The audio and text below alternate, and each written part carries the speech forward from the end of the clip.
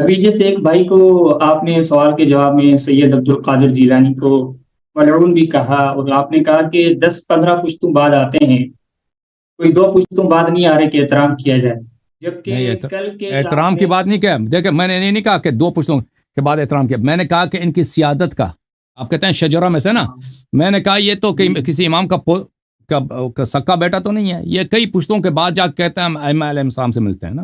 میں نے یہ بات کی. میں نے کہا سیادت ان کا جو ہے یہ کئی پشتوں کے بعد ان کا ادعا ہے. تو یہ جو ہے اس طرح نہیں ہے کہ ان کے سیادت جو ہے قطعی 100% ہو.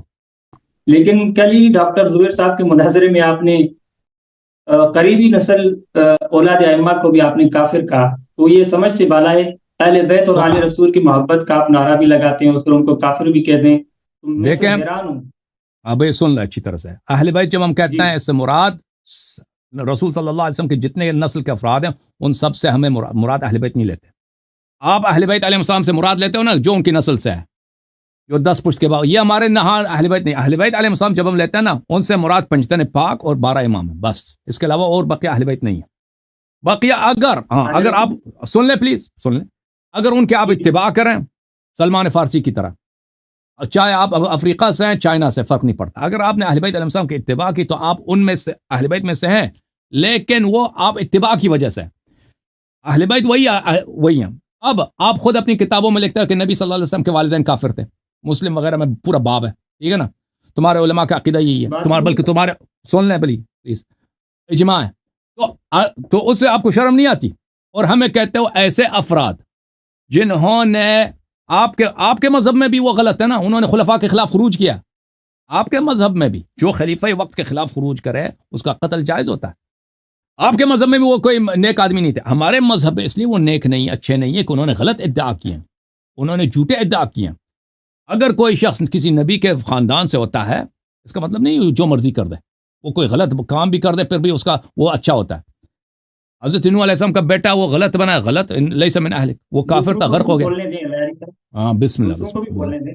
بسم اللہ.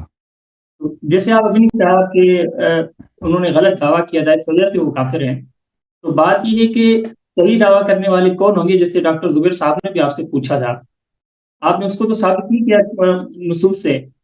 حالانکہ ڈاکٹر زبیر صاحب کا یہ دعویٰ تھا کہ ان کے بارے میں آپ کے مذہب میں یہ ہے کہ ان کو جنت کی بشارتیں آپ کے اماموں نے دی ہیں، تو جنت کی بشارتوں والے نعوذ باللہ کافر کیسے کون ہے ہیں؟ کون ہے جس کو دیکھے بھائی صاحب، جو امامت سے منحرف لوگ ہیں ان کی جنت کی کوئی بشارت، یہ بھی ان کی اغلاط میں سے ہے، ٹھیک ہے نا. صرف زید کے متعلق ہے، زید کے متعلق 2 قسم کے روایات ہیں میرے عزیزو، اچھی طرح سے جان لو. شیخ کتب میں ایک روایات ہے اس کی مذمت پر ہے، ایک روایت ہے اس کی تعریف میں. تو سب روایت اس پہ متفق نہیں ہے. جو روایات اس کی مذمت میں وہ سب صحیح ہیں، جو زید کے مذمت میں. جو اس روایات کی طرف وہ اشارہ، پلیز سن لو میرے بھائی. جو آپ کہتے ہیں اس کو جنت کی بشارت ہے، کوئی جنت کی بشارت نہیں ہے.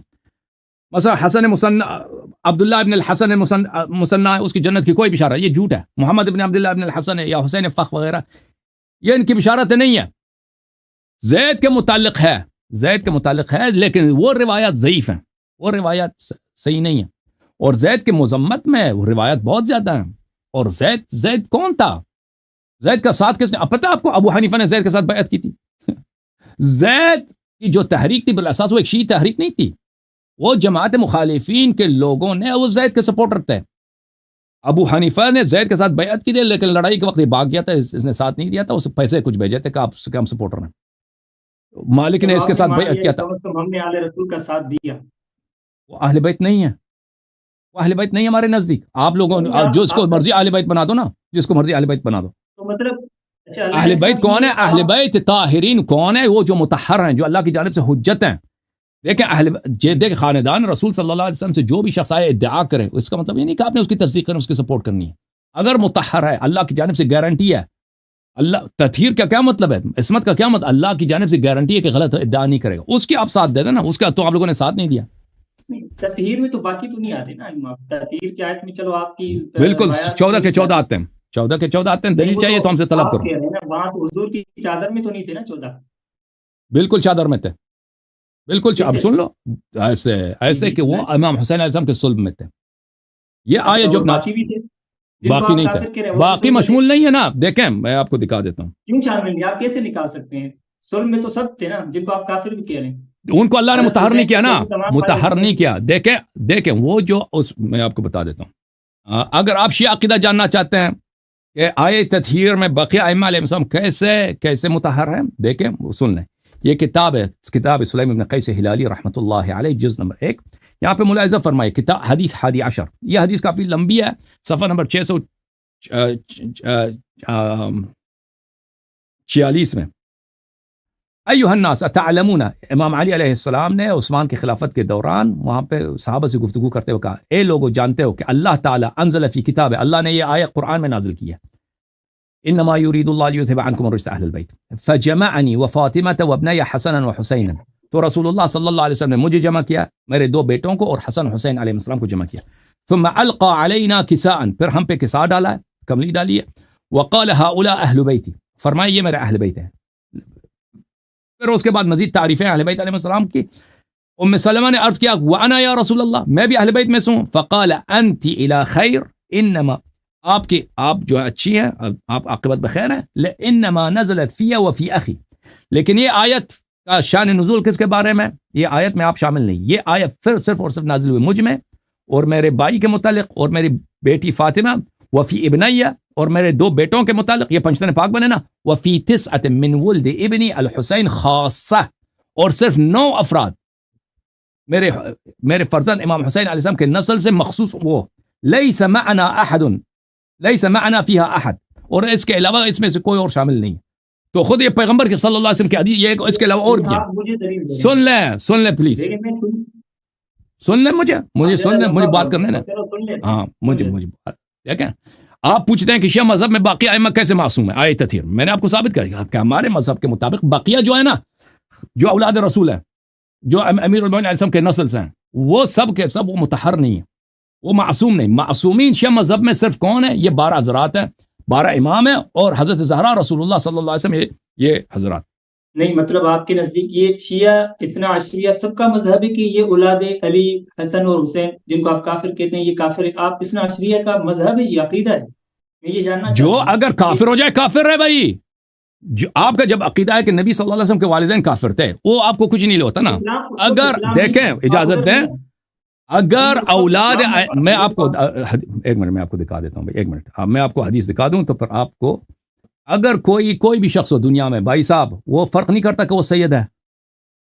سید اگر شراب، او بھائی آپ مجھے بتاؤ، سید اگر شراب پی لے، او بھائی سید اگر شراب پی لے، اولاد امام، اولاد نبی صلی اللہ علیہ وسلم شراب، وہ ہے فسق ہے یا نہیں ہے؟ فسق ہے یا نہیں ہے؟ سنیں میں کہہ رہا ہوں، وہ اگر کوئی کافر ہوگا تو اسلام کو، قرآن کو نہ ماننے کی وجہ سے ہوگا نا. نہیں دیکھیں اجازت دیں، کفر صرف اس لیے نہیں قرآن کو نہ مانو تو کافر ہے. اگر آپ کوئی بھی ایسے دین میں بدعت داخل کریں، اب آپ کے سامنے مرزا غلام احمد قادیانی سب قرآن کو مانتے ہیں. قادیانیوں کے پاس جائیں، وہ قرآن آپ سے زیادہ پڑھتے ہیں.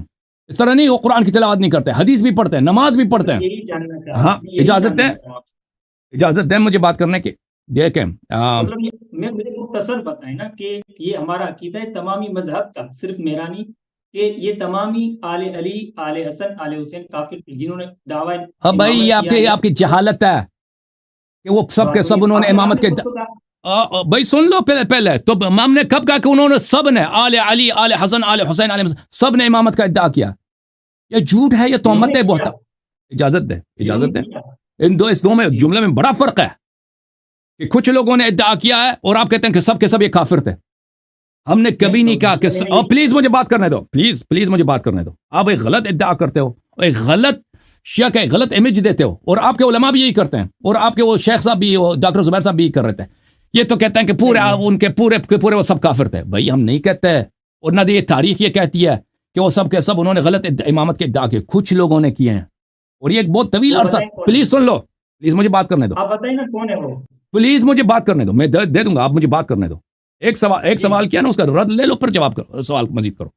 ایک طویل عرصہ ہے رسول اللہ صلی اللہ علیہ وسلم کے وفات کے بعد، امیر المومنین علیہ السلام کی شہادت کے بعد، امام حسین علیہ السلام کی شہادت کے بعد، اور حضرت امام زین العابدین علیہ السلام کی شہادت کے بعد، یہ طویل عرصہ ہے سنہ 260 تک کہ امام زمان علیہ الصلوۃ والسلام کی غیبت کبریٰ واقع ہوتی ہے، اور اس کے بعد بھی اس طرح نہیں غیبت کبریٰ کے غیبت صغریٰ کے بعد امامت کے جھوٹے مدعی ختم ہو گئے. اس طویل عرصے میں کچھ افراد نے امامت کے ادعا کیے ہیں، اور انہوں نے کبھی یہ ادعا نہیں کیا کم منسوس ہیں. یہ بات یاد رکھو، انہوں نے کبھی عصمت کا ادعا نہیں کیا. انہوں نے وہی ادعا کیا جو ابو بکر عمر نے ادعا کیا کہ ہم ظاہری طور پر آپ کے خلیفہ ہیں، ہمیں حکومت کرنے کا حق ہے. انہوں نے ایک دنیاوی حکومت امامت کا ادعا کیا ہے، اور وہ بھی امام معصوم کے ہوتے ہوئے، اور ان کو پتہ تھا کہ ان کو یہ حق نہیں ہے. انہوں نے باطل ادعا کہ کیا یہ فسق ہے؟ بالکل فسق ہے، یہ کفر ہے، بالکل یہ کفر ہے. اس کی وجہ سے کہ اگر کوئی شخص امام علیہ السلام کی نسل سے ہو، وہ باطل ادعا کرے، اس کو چھوٹ ملتا ہے، یہ بالکل اس کی کوئی گنجائش نہیں ہے. جو دیکھیں اللہ کی شریعت سب کے لیے، یا آپ کوئی بڑی بات پہ بنا رہے ہیں اس کو کہ بھئی یہ لوگ کہتے ہیں کہ پورے اہل بیت کافر ہو. ہم نہیں کہتے ہیں پورے اہل بیت ہمیشہ مطہر ہیں. رسول اللہ صلی اللہ علیہ وسلم کے خاندان سے، ان کے نسل سے کچھ افراد نے جھوٹے طور پہ امامت کا ادعا کیا ہے. وہ سب نہیں تھے، وہ کچھ لوگ تھے، اور وہ منحرف لوگ تھے، اور ان کو پتہ بھی تھا کہ وہ امام نہیں ہے. میں آپ کو ایک حدیث دکھا دیتا ہوں. یہ حضرت تشریف بالمنن الملاحم والفتن سید ابن طاووس کی ہے. امیر المؤمنین علیہ الصلوۃ والسلام کا خطبہ ہے، صفحہ نمبر 248 میں. اس میں یہی فرماتے ہیں وَإِيَّاكُمْ وَالدَّجَّالِينَ مِنْ وَلْدِ فاطمہ. خود حضرت امیر المؤمنین کا خطبہ ہے شیعوں کتابوں میں کہ اے میرے شیعہ برحذر رہو کہ ہماری نسل سے شیطان آئیں گے. حضرت زہرا سلام اللہ علیہ کے نسل سے دجال آئیں گے، شیاطین آئیں گے. فَإِنَّ مِنْ وَلْدِ فاطمة دجالین. حضرت فاطمہ زہرا سلام اللہ علیہ کے نسل سے دجال لوگ آئیں گے، دھوکے باز لوگ آئیں گے کہ آپ کو دھوکہ دینا چاہیں گے. یہ کوئی انوکھی بات نہیں ہے، یہ کوئی ضروری نہیں ہے کہ آدمی اگر شریف ہے، معصوم ہے، اس کی پوری نسل سب معصوم ہو. یہ نہ شیعوں کا عقیدہ ہے، اور نہ اللہ نے کہا ہے، اور نہ کبھی ہمارا عقیدہ رہا ہے. ٹھیک ہے نا؟ اور یہ خود پیغمبر کے والدین کو بلا دلیل کے کافر کہتے ہیں، ان کو کوئی فرق نہیں ہوتی. اور ہم جن لوگوں نے جھوٹے ادعا کیے ہیں، اور یہ خود ان کے مذہب میں یہ لوگ فاسق ہیں. آپ ہی لوگوں نے بنی امیہ کا ساتھ دے کر ان کو قتل کیا، آپ ہی کے خلفاء نے ان کو ذبح کیا. ٹھیک ہے نا؟ انہی لوگوں کو زیدیہ کے جو امام تھے سب کے سب مر گئے، قتل ہو گئے. کس نے ان کو قتل کیا؟ آپ ہی کے خلفاء نے ان کو قتل کیا. زید کو کس نے قتل کیا؟ آپ کی بنی مروان نے قتل کیا نا. زید کی بیعت کی تھی امام ابو حنیفہ نے، ابھی تو کہا آپ نے، تو مطلب ہم نے تو ان کا ساتھ دیا ہے. کچھ لوگوں نے بالکل دیکھیں آپ نے غلط لوگوں کا ساتھ دیا نا. وہ لوگ جو اللہ کی جانب سے دیکھو، اللہ کی جانب سے امام تھے، ان کا ساتھ نہیں دیا، فراڈی لوگوں کا ساتھ دیا، اور پھر انہی کے قاتلین کا بھی ساتھ دیا نا. پھر ابو حنیفہ جو ہوتا ہے، ابو حنیفہ جہاد کے لیے تو نہیں آیا زید کے ساتھ. یہ تو آپ ثابت نہیں کر پائے نا. کل کے مناظرے میں بھی آپ نے ثابت تو نہیں کیا کہ اللہ کی طرف سے یہ امام تھے. یہ تو منصوص من اللہ نہیں ہے. بھائی صاحب یہ کچھ اور دیکھ رہے تھے، بھائی صاحب یہ کچھ اور دیکھ رہے تھے، بھائی صاحب بھائی یہ کچھ اور دیکھ رہے تھے. میں نے وہ کتاب اثبات الہدایت دکھا دیا بھائی. وہ کہہ رہے تھے تواتر دکھاؤ نا، میں نے ہزاروں حدیث یہاں پہ دکھا دیا کہ آپ ثابت نہیں کر سکتے. بھائی ٹھیک ہے بھائی، آپ جو مرضی. وہ اس لیے نہیں آئے تھے کہ میں آپ کی مذہب سے امامت ثابت کروں. وہ اس لیے آئے تھے کہ کہہ رہے تھے کہ شیعہ مذہب میں امامت پہ نص نہیں ہے. وہ آپ ان کے موقف کو جان لیے نا. میں نے ان کے موقف کے مطابق دلیل دی ہے. پھر امامت کو میں نے آپ کے کتب سے بھی ثابت کیا. میں نے حدیث ثقلین پڑھا ہے، میں نے آئے مباہلہ پڑھا ہے، اس کے پاس رد تھا.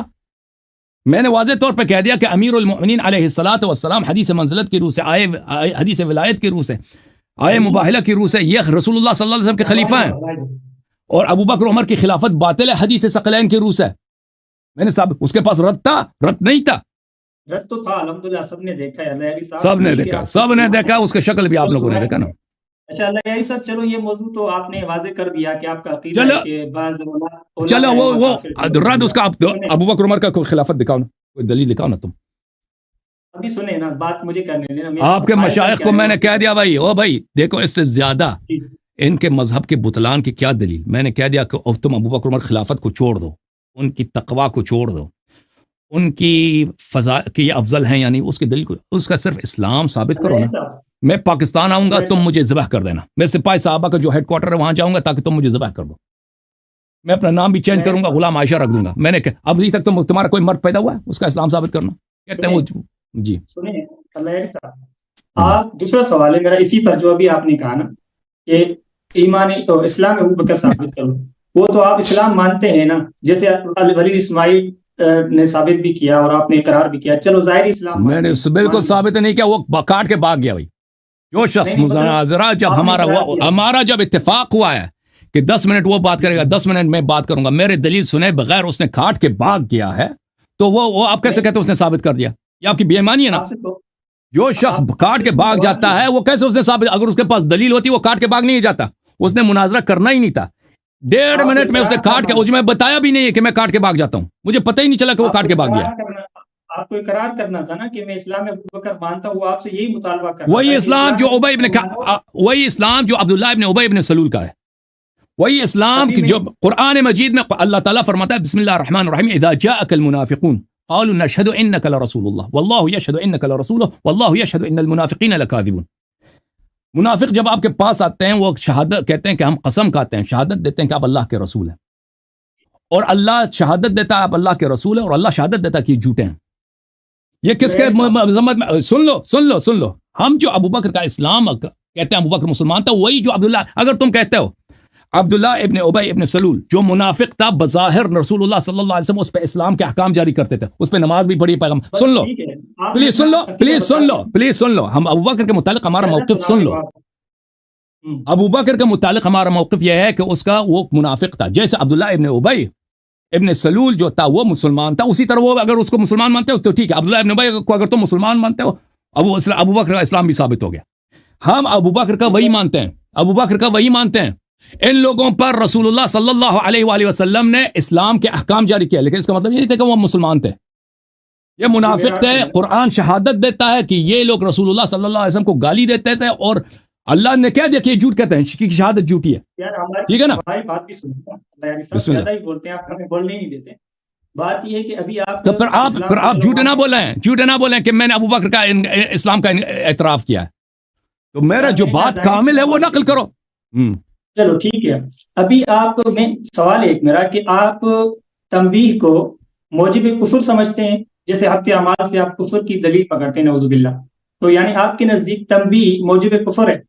دیکھیں سورہ دیکھیں، اگر اللہ تعالیٰ کہتا ہے نا کہ آپ یہ کام کرو گے تو اس کا جرمانہ یہ ہوگا، ہم اس کو تصدیق کریں گے.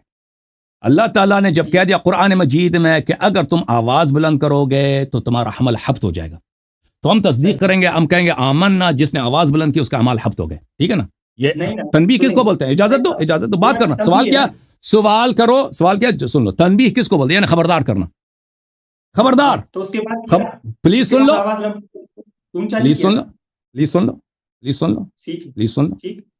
اللہ تعالیٰ نے کہا کہ تمہیں پتہ ہو یا نہ ہو اس کی سزا یہ ہے. ٹھیک ہے، تمہیں پتہ ہو یا نہ ہو اس کی سزا یہ ہے کہ تمہارا عمل حبط ہو جائے گا اگر تم آواز بلند کرو. ہم اس کی تصدیق کریں گے. ابو بکر اور عمر کو پتہ تھا یا نہیں تھا کہ اس کے عمل حبط ہو جائیں گے؟ ان کے عمل حبط ہو گئے، ہم اس کی تصدیق کرتے ہیں. وہاں پہ انہوں نے جب آواز اونچی کی، آپ بخاری سے روایت پیش کرتے ہیں، اس بخاری کی روایت میں لکھا ہوا ہے اس کے بعد اتنی ہلکی آواز ہوتی تھی کہ رسول اللہ صلی اللہ علیہ وسلم کو بار بار پوچھنا پڑتا تھا، دوبارہ پوچھنا پڑتا تھا کہ کیا بولا ہے آپ نے. تو مطلب جب اللہ نے تنبیہ کی اس کے بعد تو انہوں نے آوازیں اونچی نہیں کی ہے نا. تو آپ کے نزدیک اگر سنیں ایک منٹ، تو موجب تنبیہ موجب کفر ہے آپ کے نزدیک نعوذ باللہ. تو میں آپ سے سوال کر رہا ہوں کہ یا ایھا النبی لم تحرم ما احل اللہ، تو نعوذ باللہ پھر تو آپ کے عقیدے مطابق حضور بھی اللہ کے حلال کردہ کو حرام کرتے تھے، پھر نعوذ باللہ پھر یہاں کیا بولیں گے آپ؟ اب سن لو، دیکھو ان کا طریقہ کار یہی ہے کہ ابو بکر عمر کو بچانے کے لیے رسول اللہ صلی اللہ علیہ وسلم کو کافر بھی بنا دیں گے. ٹھیک ہے نا؟ ابھی آپ نے کیا، ابھی آپ نے سب کیا. ابھی سن لو، ابھی میری باری، ابھی آپ نے سوال کیا نا، ابھی جواب سن لو. دیکھو جب اللہ نے یہ، ان کے پاس کوئی فرار نہیں ہے ابو بکر عمر کے حبط اعمال سے بچانے کے لیے. ان کے پاس ہاں مکر نے رنگ ہے، فریب ہے. وہ فریب کیا کہ ان کو پتہ نہیں تھا. اب بات کرنے دو بھائی، میرے سب باتیں غلط لیکن مجھے کہنے دو. میری بات اگر کاٹو گے تو میں آپ کے ساتھ گفتگو نہیں کروں گا. ٹھیک ہے نا؟ صحیح ہے. مجھے جواب دینے کا مجھے جواب، آپ نے سوال کیا، مجھے جواب دینا ہے. ٹھیک ہے نا؟ اب اگر کاٹو گے، اب اگر مداخلہ کرو گے تو میں آپ سے گفتگو نہیں کروں گا. میں نے آپ کو بتا دیا، خبردار کر دی. اوکے، خبردار ہو گیا. اب میں آپ کو دوبارہ واپس لاؤں گا جب میری بات ختم ہو. تو اب سن لو، ان کے پاس کوئی چارہ نہیں ہے حبط اعمال سے بچنے کے لیے. اللہ تعالیٰ نے ابو بکر عمر کی مذمت کے لیے، تعریف کے لیے نہیں، آیات پڑھیں وہ سب نہایت ہی شدید مذمت ہے اور توبیخ کے لیے آیات نازل کیا ہے کہ تم رسول اللہ صلی اللہ علیہ وسلم کے آواز پر آواز بلند نہ کرو. اور جو یہ کرے گا اس کے اعمال حبط ہو جائیں گے. ٹھیک ہے نا. انہوں نے آواز بلند کی ہے, اب یہ کہتے ہیں اعمال حبط نہیں ہوئے اس لیے کہ انہوں نے اس کے بعد انہوں نے نہیں کیا. اچھا, ہم نے ثابت کیا ان کی اپنی کتابوں سے کہ اس کے بعد بھی انہوں نے کیا, آواز بلند کی, وہ اپنی جگہ پر. ان کی یہ صفائی پیش کرنا کہ اس کے بعد عمر اتنی دھیمی بات کرتے تھے کہ پیغمبر کو صلی اللہ علیہ وسلم کو سنائی نہیں دیتا تھا, یہ بھی مذاق ہے. جو بخاری میں موجود ہے, عبداللہ ابن زبیر نے یہ روایت کی. یہ کوئی احترام نہیں ہے کہ آپ کسی بڑے آدمی سے اس طرح بات کریں کہ اس کو سنائی نہ دے اور وہ آپ کو پوچھنا پڑے دوبارہ اس کو. یہ بھی ایک مذاق اڑانا ہے رسول اللہ صلی اللہ علیہ وسلم کی شریعت کا اور قرآنی آیات کا. آپ نے دیکھا بھی کہ آپ مثلا کسی بڑے آدمی کے پاس جائیں, اتنی آواز سے بار بار اس سے بات کریں نا, ایک دفعہ بھی نہیں, بار بار جب اس سے بات کرتے ہیں اس کو ایسی بات کریں اس کو سنائی نہ دے, اس کو پوچھنا پڑے کہ تم کیا کہہ رہے ہو.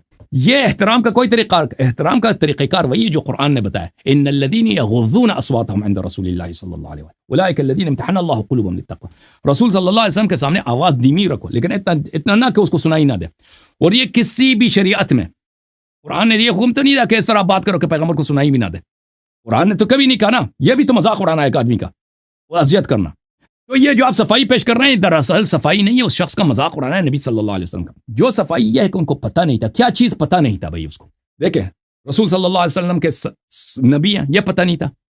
پتہ تھا بھائی نبی, یہ پتہ نہیں تھا کہ کسی بڑے آدمی کے سامنے, بالخصوص اگر وہ نبی اس کے سامنے بلند آواز بات کریں یہ بے ادبی ہے. یہ پتہ نہیں تھا, پتہ تھا. اس کی دلیل کیا ہے؟ قرآن نے خود کہہ دے ان الذین یغضون. اسی وقت وہاں پر ایسے لوگ تھے جو اپنی آواز دھیمی رکھتے تھے. اللہ نے اسی وقت جب ابوبکر عمر کی مذمت نازل کی ان لوگوں کی تعریف کی ہے جو آواز دھیمی رکھتے ہیں. تو لوگوں کو پتہ تھا کہ آواز دھیمی رکھتے ہیں, اور ہمیں پتہ ہے یہ ہر کلچر میں یہی ہے, ہر ثقافت میں یہی ہے. آپ امریکہ میں آ جائیں, چائنا چلے جائیں, اور عرب میں چلے جائیں, روس میں چلے جائیں, بڑے آدمی محترم شخص کے سامنے آواز بلند نہیں کرتے. یہ سابق بھی تھے, یہ ہمارے زمانے میں بھی یہی ہے. نبی پیغمبر نبی ہیں صلی اللہ علیہ وسلم, پتہ تھا. نبی کا احترام واجب ہوتا ہے, یہ پتہ تھا ان لوگوں کو. اور یہ کہ بڑے آدمی کے سامنے, بالخصوص اگر وہ نبی ہے اس کے سامنے آواز بلند نہ کریں. اگر آواز بلند کریں گے یہ بے احترامی بھی ہو, یہ بھی پتہ تھا. یہ قرآن کی روح سے ثابت ہے, یہ سب پتہ تھا. اس کے باوجود انہوں نے آواز بلند کیا. کیا نہیں معلوم تھا بھئی اعمال حبط ہو جائیں گے. ٹھیک ہے, اس سے پہلے یہ آیت نہیں تھا کہ اعمال حبط ہو جائیں گے, نہیں, لیکن اس کے فرق نہیں پڑتا, کیونکہ قرآن نے فرمایا وَأَنْتُمْ لَا تَشْعُرُونَ. آپ کو پتہ بھی نہ ہونا. قرآن نے جب کہہ دیا کہ اگر پتہ بھی نہیں ہے تو اعمال حبط ہو جائیں گے, قرآن نے خود جب عذر سب ختم کر دیا کہ اس کے اعمال حبط ہوتے, ان کے اعمال حبط ہو گئے, ان کے اعمال حبط ہو گئے. تو یہ ہے آپ کا حبط اعمال کا. اور اب پیغمبر پہ جو انہوں نے تہمت لگا دی, یا ایھا النبی لما تحرم ما احل اللہ لک تبتغی مرضات ازواجک, کہ پیغمبر صلی اللہ علیہ وسلم نے تو بھی کیا ہے, اگر ابوبکر عمر نے یہ کیا ہے کہ پیغمبر صلی اللہ علیہ وسلم کے سامنے ایسا فعل انجام دیا ہے, تو نبی نے بھی ایسا کیا ہے, نبی نے بھی حلال کو حرام بنا دیا. سبحان اللہ سبحان اللہ سبحان اللہ. نستجیر باللہ نستجیر باللہ. یہ تمہارا فہم ہے قرآن سے. قرآن یہی کہہ رہا ہے پیغمبر صلی اللہ علیہ وسلم نے حلال کو حرام بنا دیا, حرام کو حلال بنا دیا. دیکھیں رسول اللہ صلی اللہ علیہ وسلم کے نے قسم کھایا کہ یہ میری کنیز ہے, میں اس کے پاس نہیں جاؤں گا. یہ بالکل جائز ہے, یہ حرام نہیں ہے کہ پیغمبر صلی اللہ علیہ وسلم, کوئی بھی شخص اگر اس کی کوئی مال ہے, میرا ایک پین ہے, ٹھیک ہے نا, میں کہتا ہوں میں اس پین کو استفادہ نہیں کروں گا, میں اس پین کو یوز نہیں کروں گا, یہ کوئی حرام ہے بھائی, میرا پین ہے, میں اس کو 10 سال کے لیے یوز نہیں کرتا, 10 سال کے بعد یوز کروں گا, میں نے وہ عہد کر لیا, میں نہیں کروں گا. یہ کوئی نہ میں نے کسی حلال کو حرام بنایا نہ کسی حرام کو حلال. شریعت میں نے چینج نہیں کیا, یہ شریعت میں جائز ہے میرے لیے, نبی صلی اللہ علیہ وسلم کے لیے بھی جائز ہے. نبی صلی اللہ علیہ وسلم کے لیے جائز ہے کہ وہ اپنی کنیز کے پاس نہ جائیں, جو اس کی مرضی کنیز ہے, کوئی واجب نہیں ہے کہ اس کے پاس چلے جائیں, ٹھیک ہے نا. نبی صلی اللہ علیہ وسلم نے حلال کو حرام نہیں بنایا, حرام کو حلال. انہوں نے ایک جائز چیز جو شریعت میں ہے کہ وہ عہد کر لیں, اللہ سے قسم کھا لیں کہ میں اس کنیز کے پاس نہیں جاؤں, اس بستر نہیں ہو جاؤں گا, اس کے قریب نہیں جاؤں گا. یہ ان کے لیے بالکل جائز ہے. یہ کس لیے کیا تھا, کیونکہ ان کے 2 زوجہ عائشہ حفصہ نے ان کے خلاف کام کیے تھے. بخاری میں موجود ہے, مسلم میں موجود ہے, تظاہر کیا تھا, دشمنی کی. اچھا, یہ جو آیا ہے یہ نہیں کہہ رہا کہ پیغمبر صلی اللہ علیہ وسلم نے حلال کو حرام بنایا. پیغمبر صلی اللہ علیہ وسلم نے اپنے لیے, دیکھیں میں اگر کہتا ہوں میں پین کو یوز نہیں کرتا, میں اپنے آپ کو اس پین سے محروم رکھتا ہوں. میں نے اس پین کو اپنے لیے ممنوع قرار دیا, محرم قرار دیا. پیغمبر صلی اللہ علیہ وسلم نے اس زوجہ کو اپنے لیے قسم کھا کے اس کنیز کو اپنے لیے حرام قرار دیا.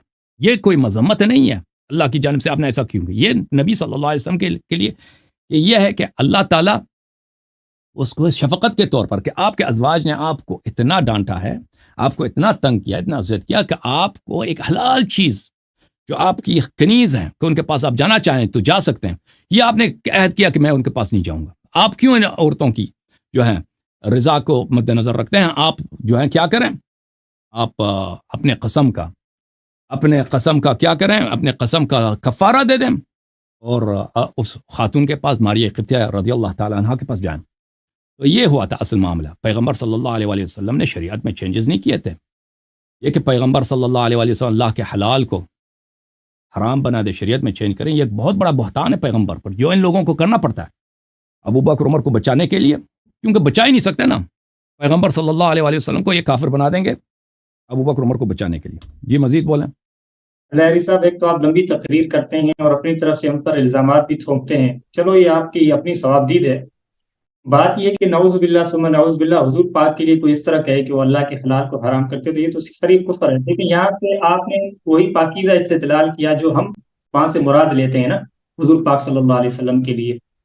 بات ادھر تنبیہ پر آپ کفر کا حکم لگا رہے ہیں نعوذ باللہ، اور یہاں پاکیزہ تعویلات کر رہے ہیں جو کہ ہونی بھی چاہیے اور ہمارے ایمان کا تقاضا ہے، اور یہی تشریح یا تفسیر بہتر کی ہے آپ نے۔ سن رہے ہیں آپ لہری صاحب؟